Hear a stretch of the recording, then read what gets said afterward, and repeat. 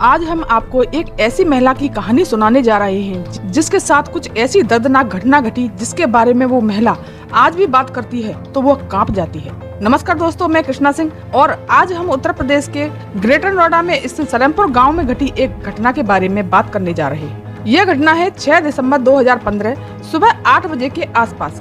एक बालक खेत में कुएं के पास खेल रहा था। तभी अचानक उस कुएं के अंदर से आवाजें आने लगती हैं। वो बच्चा डर जाता है और भागकर पास ही अपने चाचा के पास जाता है और कुएं से आने वाली आवाजों के बारे में बताता है। ये सुनकर उसके चाचा दौड़ते हुए उस कुएं के पास आते हैं और जब कुएं में झांक कर देखते हैं तो वो भौचक्के रह जाते हैं। उन्होंने देखा कि कुएं में एक लड़की जो दर्द से चीख रही है, चिल्ला रही है। ये देखकर वो जोर जोर से आवाज लगाते हैं और गाँव के लोगों को इकट्ठा कर लेते हैं।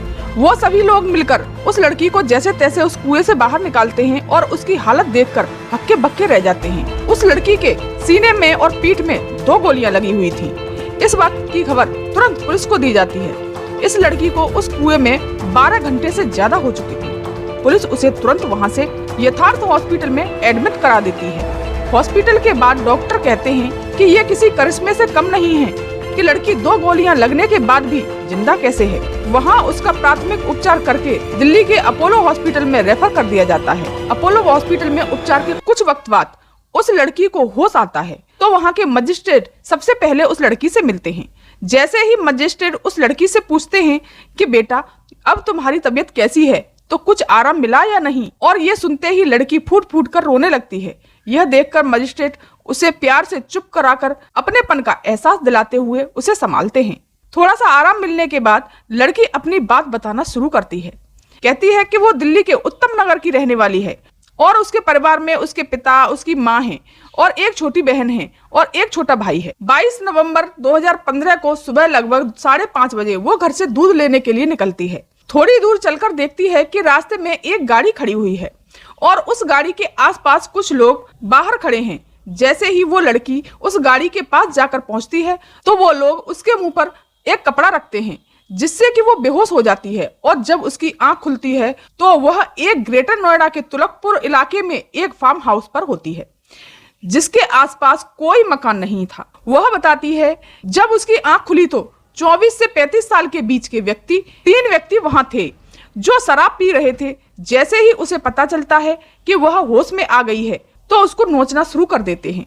लड़की चीखती चिल्लाती रहती है, रहम की भीख मांगती है, फिर भी उनको दया नहीं आती। बहसी दरिंदे उसकी एक नहीं सुनते। पूरे दिन उसके साथ कृत्य होता रहा मगर ये सिलसिला यही नहीं थमा। धीरे धीरे और लोगों की संख्या बढ़ती चली गई। जिसका मन करता वो चला आता अपनी हवस मिटाने के लिए। ये सब कुछ 13 दिन तक चलता रहा। जब भी वो कुछ लेने के लिए बाहर जाते तो फार्म हाउस को पूरी तरह से लॉक कर जाते थे। लेकिन 5 दिसंबर 2015 को शाम को वो फार्म हाउस को बंद करना भूल जाते हैं। तभी वो लड़की मौका पाकर भाग निकलती है मगर उन लोगों को पता चल जाता है शायद किस्मत में कुछ और ही लिखा था और वो उसका पीछा करने लगते हैं। चारों तरफ खेत होते हैं, जंगल होते हैं। उसकी वजह से उसके चीखने चिल्लाने की कोई आवाज दूर दूर तक नहीं पहुंचती। तभी वो लोग पीछे से आकर उस पर गोली चला देते हैं। उसकी पीठ पर एक गोली चलती है और एक गोली चलती है उसके सीने पर। उसको मरा समझकर उस कुएं में उसको फेंक कर चले जाते हैं। 13 साल की छोटी सी बच्ची मासूम सी उसके साथ दरिंदगी हो रही थी। बार बार बहसी दरिंदे उसे नोच रहे थे और उसे 30 फीट गहरे कुएं में फेंक दिया गया जिससे उसे और भी चोटें लगी थी। फिर भी वह जिंदा थी। शायद उसने जीने की आस नहीं छोड़ी थी। तब उसे पूरी तरह से विश्वास हो गया कि अब उसके आसपास वो दरिंदे नहीं हैं। तो वो जोर जोर से पूरी रात चीखती रही, चिल्लाती रही कि शायद उसे कोई मदद मिल जाए। 6 दिसंबर 2015 की सुबह 6 बजे के आसपास वह बच्चा उसकी आवाज सुन लेता है।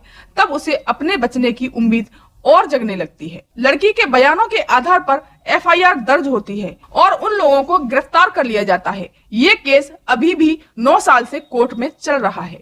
उसकी मां आज भी अपनी बेटी को इंसाफ दिलाने के लिए इंतजार कर रही है। मेरा उद्देश्य किसी को दुख पहुंचाना या चोट पहुंचाना नहीं है।